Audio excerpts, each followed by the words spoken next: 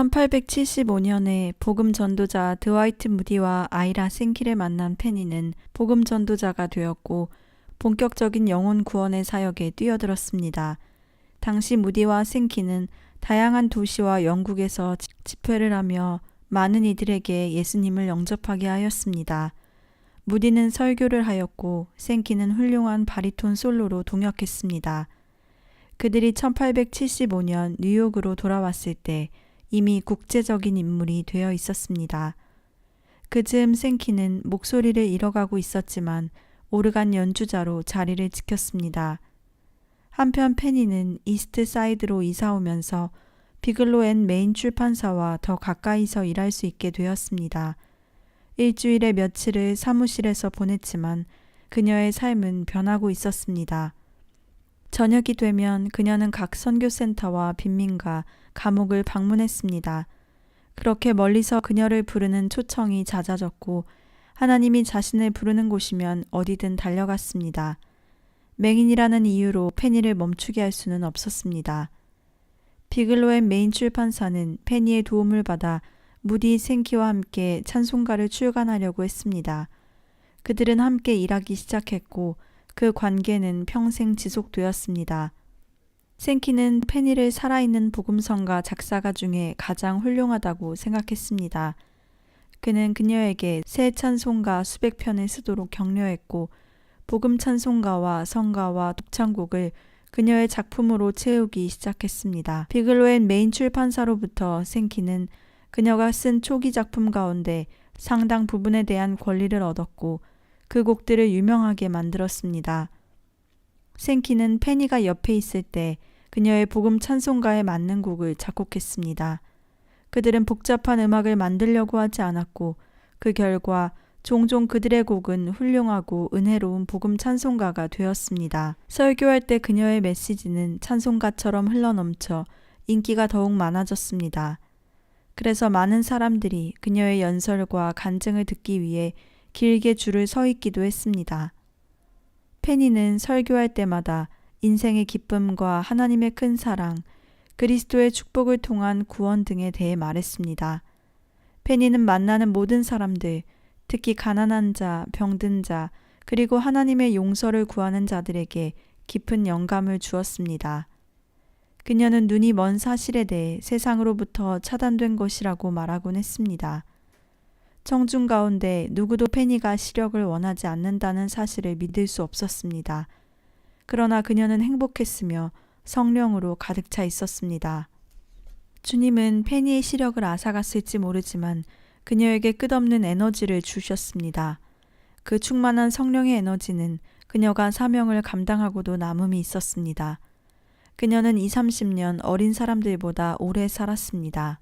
한 번은 그녀가 뉴저지의 오션그로브에 있는 감리교 캠프 집회에 참석했을 때 그녀는 두 작곡가를 만났습니다. 존 스웨니와 윌리엄 커크패트릭이었습니다. 그들은 그녀에게 함께 일하자고 간청했습니다. 페니는 스웨니의 평판을 이미 알고 있었고 그는 캠프에서 찬양을 이끌었습니다.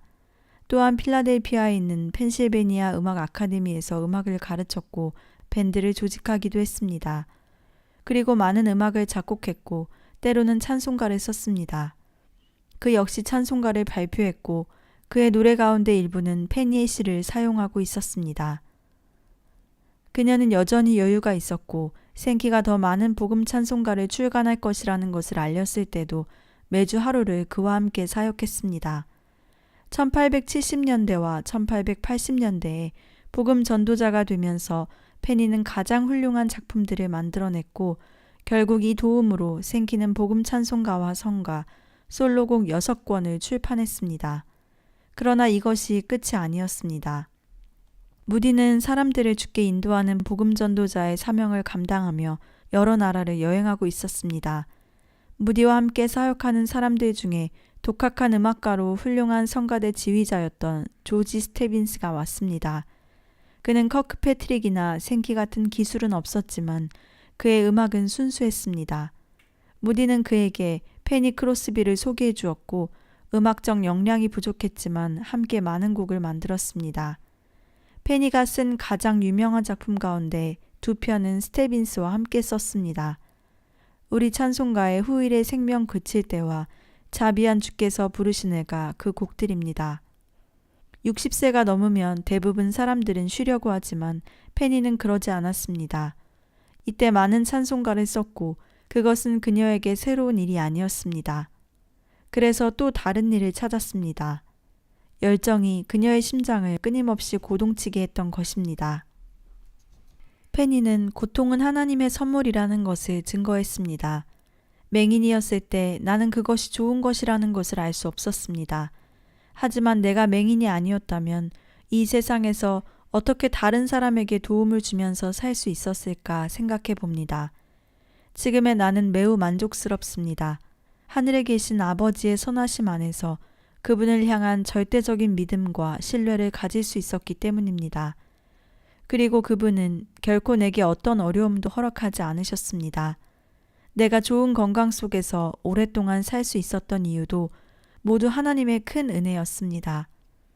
하루를 실패했을 때 나는 좌절하지 않았고 오히려 내일을 승리하려고 마음먹었습니다.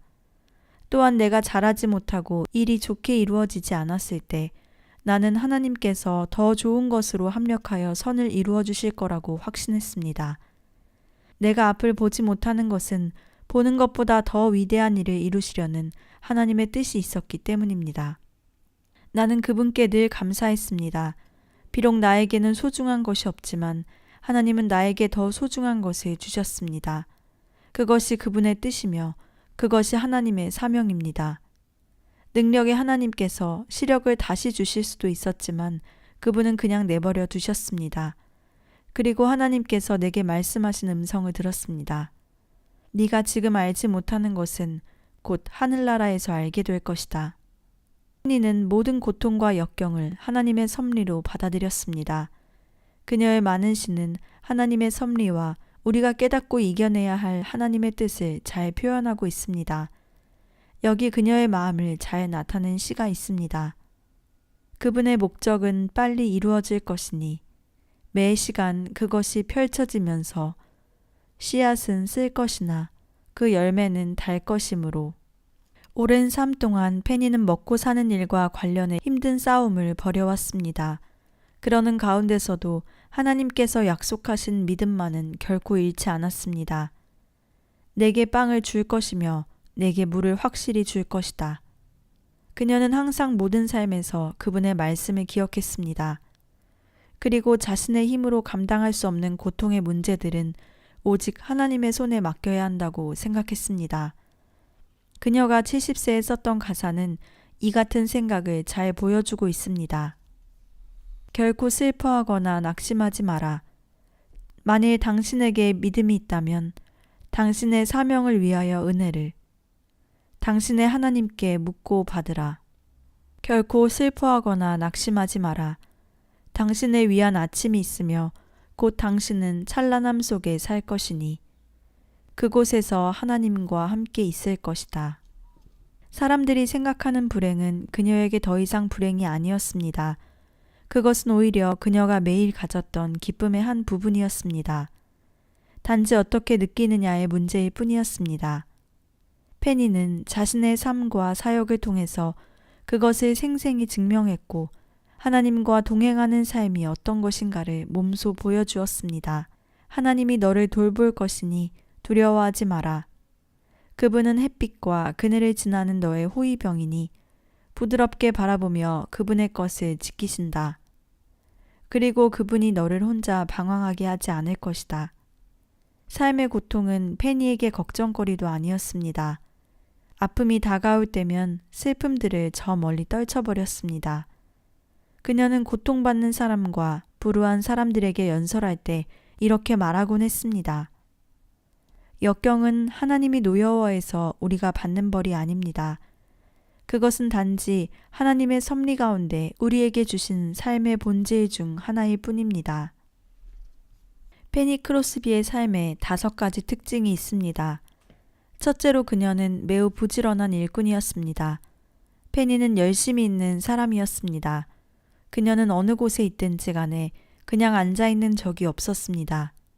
늘 움직이거나 말을 하거나 무언가를 했습니다. 장애를 핑계로 절대로 게으르거나 나태하지 않았습니다.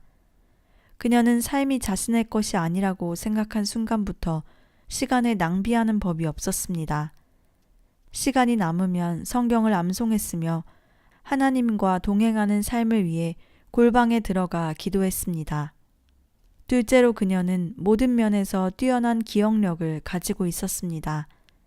자신이 원하는 시를 어느 부분에서나 거의 틀리지 않고 암송할 수 있었습니다. 언젠가 그녀는 머리 안에 거대한 자신만의 서랍이 들어있다고 말한 적이 있었습니다. 그 서랍에 시들을 넣어두었다가 필요로 할 때면 언제든지 꺼내어 쓸 수 있다는 것이었습니다.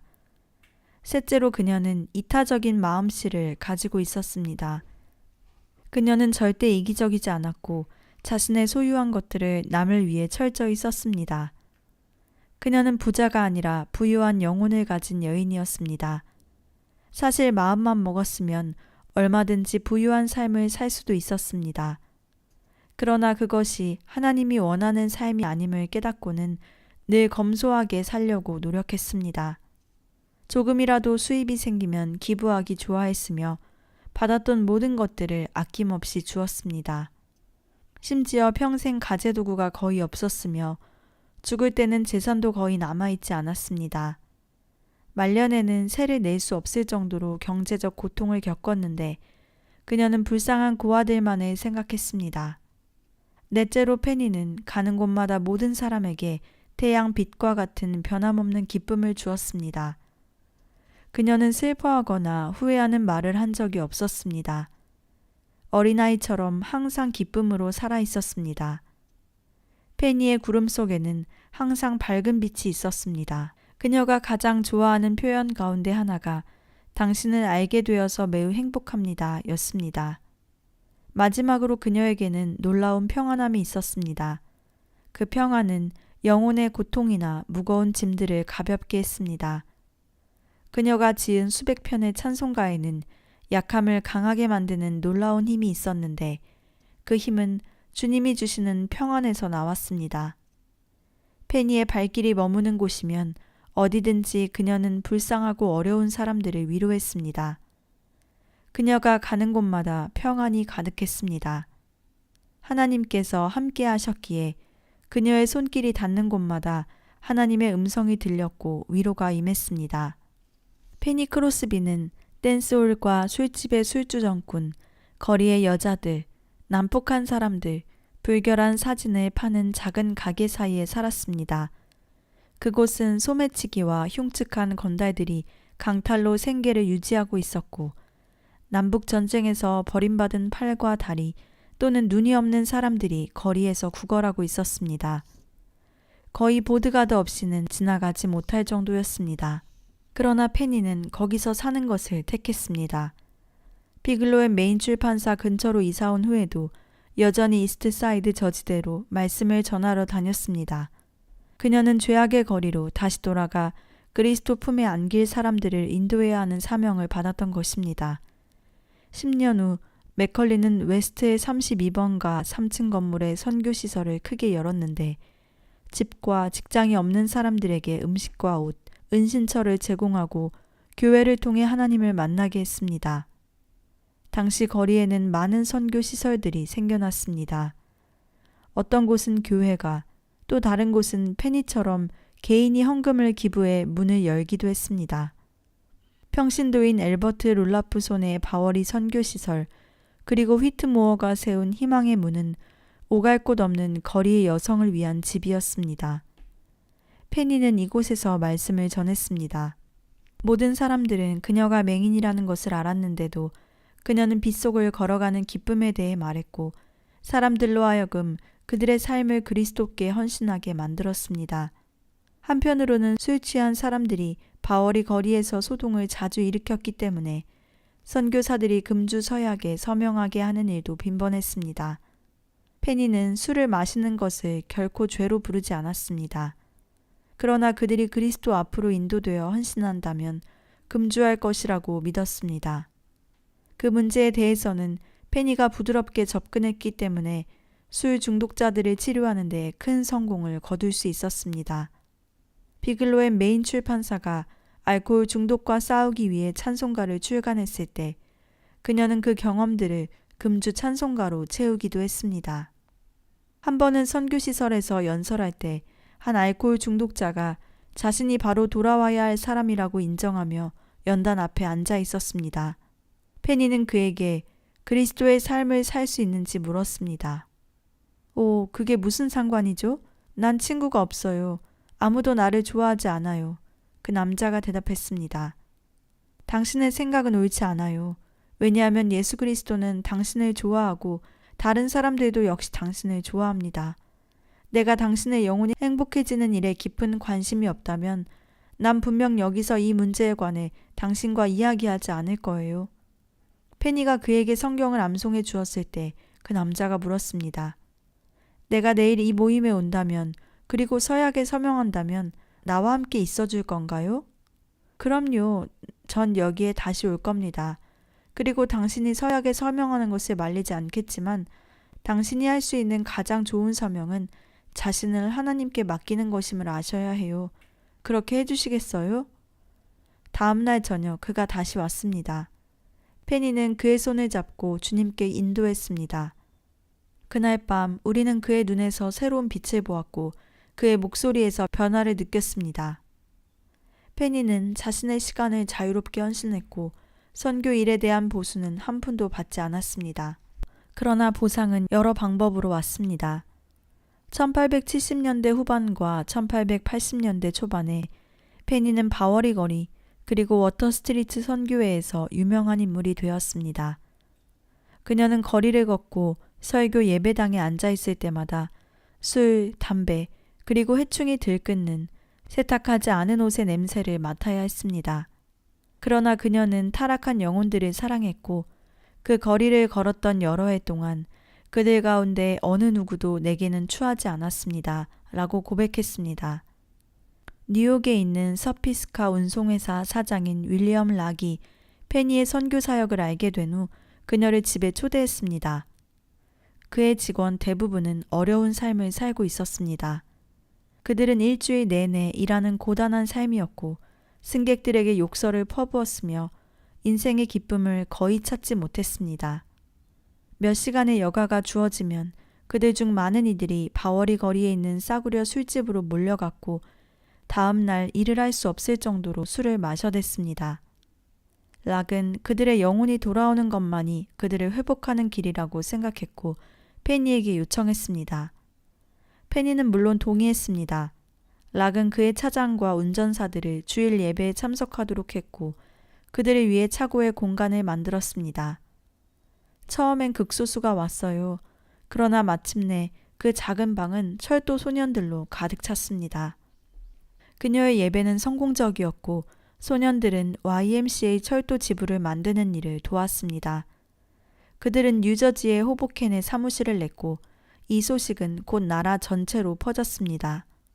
페니는 활기찬 여생 동안 동부 해안에 위치한 YMCA의 정규 연설자가 되었습니다.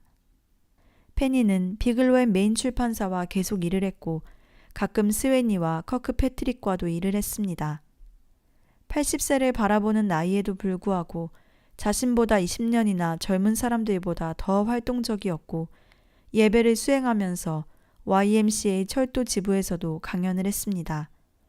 페니는 긴 생애의 대부분을 열정적으로 주님께 봉사했습니다. 그녀는 자신의 안위는 결코 생각하지 않았고 항상 하나님이 채워줄 것이라고 믿었습니다. 페니는 누구에게도 도움을 청하지 않았고 아무리 어려워도 돈을 빌리지 않았습니다. 그래서 주님이 그녀를 돕기 위해 친구들을 불렀습니다. 아이라 생키, 하워드 돈, 존 스웨니, 로버트 로우리, 그리고 비글로앤 메인 출판사는 모두 페니의 찬송가 때문에 부유한 음악가나 출판업자가 되었습니다. 하지만 그들 중 건강이 좋은 사람은 거의 없었습니다. 그러자 하나씩 그들은 스스로에게 왜 페니가 자신들처럼 편안하고 부유하면 안 되는지 물어보기 시작했습니다. 그리고 각각의 방법으로 그녀를 돕기 시작했고 가급적으로 눈에 띄지 않게 도왔습니다.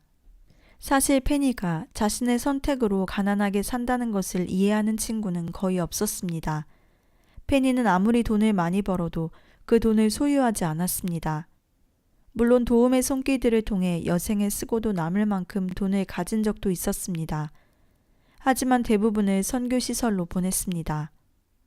1898년에 페니는 폐렴에 걸렸고 건강은 위기에 다다랐습니다.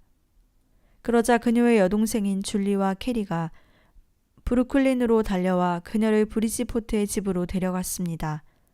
그 후 줄리는 페니의 남은 생을 돌보았고 캐리는 비서가 되었지만 오래 살지는 못했습니다.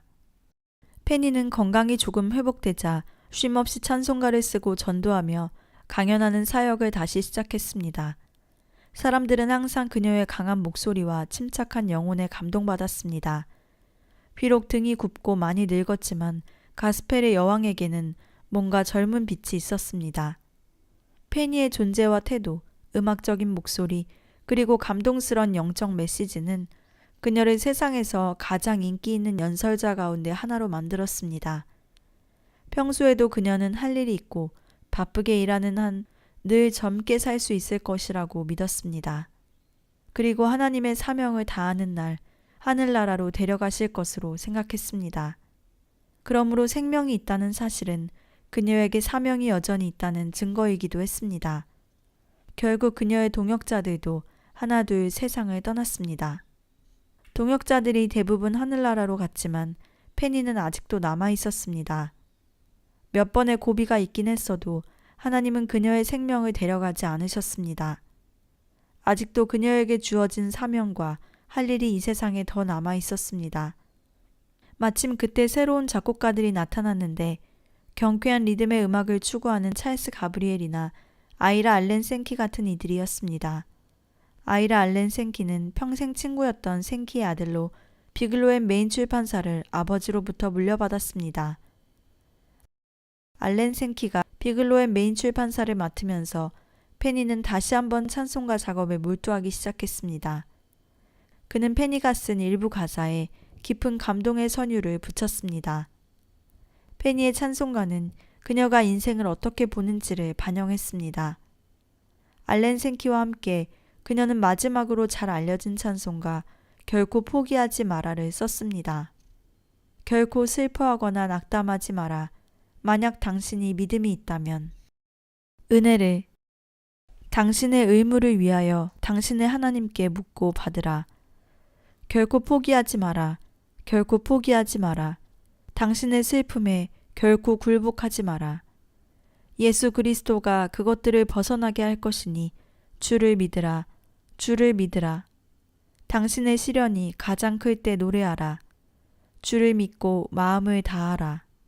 페니는 여생을 브리지포트 웰 거리에 사는 친구들인 헨리, 플로렌스 부스와 보냈습니다. 그녀는 여전히 선교 여행을 다녔고 거리의 선교 시설에서 일했으며 1914년 다시 심장마비로 고통받을 때까지 그 사역을 지속했습니다. 의사가 그녀에게 더 이상 살 가망이 없다고 말했을 때 그녀는 오히려 기쁨으로 그 소식을 환영했습니다. 사랑하는 주님을 만날 수 있었기 때문이었습니다. 페니의 오랜 친구인 하워드 돈도 역시 죽어가고 있었습니다. 그들은 60년이 넘는 시간을 동역했습니다.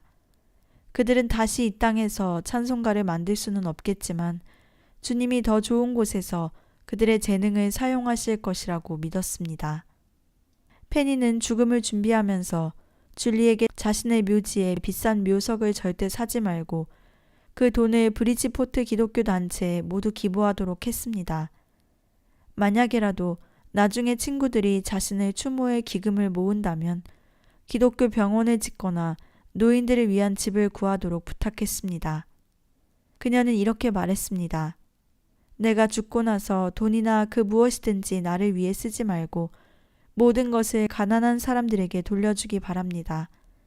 나는 내가 할 수 있는 일을 했을 뿐입니다. 그리고 변호사에게 부탁해 이와 같은 내용으로 유언장을 만들었고 약간의 남은 재산은 줄리와 자신을 12년간 돌봐준 플로렌스 부스에게 주었습니다. 결국 그녀의 유언대로 보통의 묘비만을 만드는데 아주 약간의 돈이 지불되었을 뿐이었습니다.